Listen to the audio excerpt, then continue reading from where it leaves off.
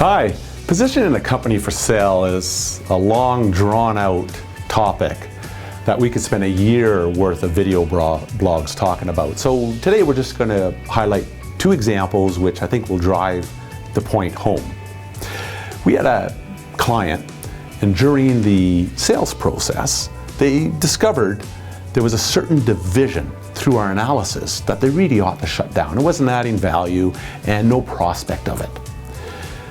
So what they ended up doing was put on paper what the company would look like if that division were closed. The problem is the purchasers are going to put a higher risk to the potential for closing that division than a business owner who has been in the company for decades.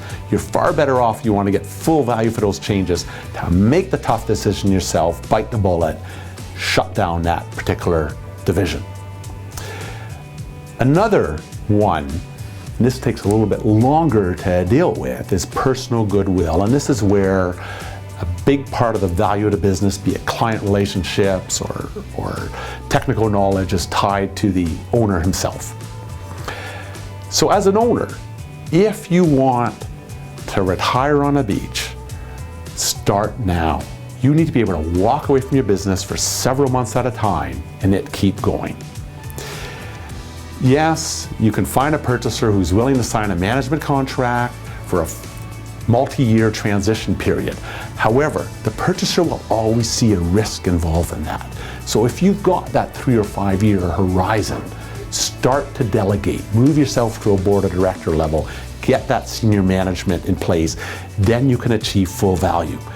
When we're working for purchasers, I can tell you that where we see minimal goodwill is where the purchaser is more comfortable transacting at higher multiples. I'll give you a stark example. There was a fellow in his 20s who started in the textile business by pedaling his bicycle and delivering uniforms just after World War II. Well, over 50 years, that business evolved to do modifications, then design, manufacturing, and it became across Canada with 500 employees. But here's the problem.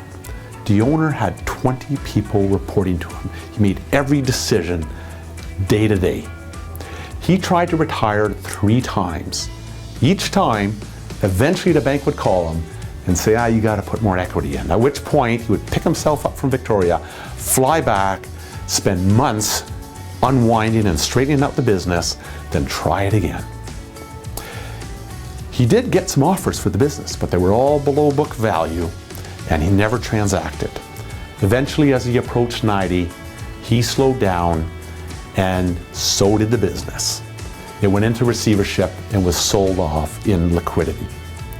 The business and the culture was designed around a system and a process that required a single sole leader that had all of the minutia detail needed about inventory level pricing, forecasting, and the pieces that no single manager could do. Something to think about. Thank you again, and look forward to talking to you at the next video blog.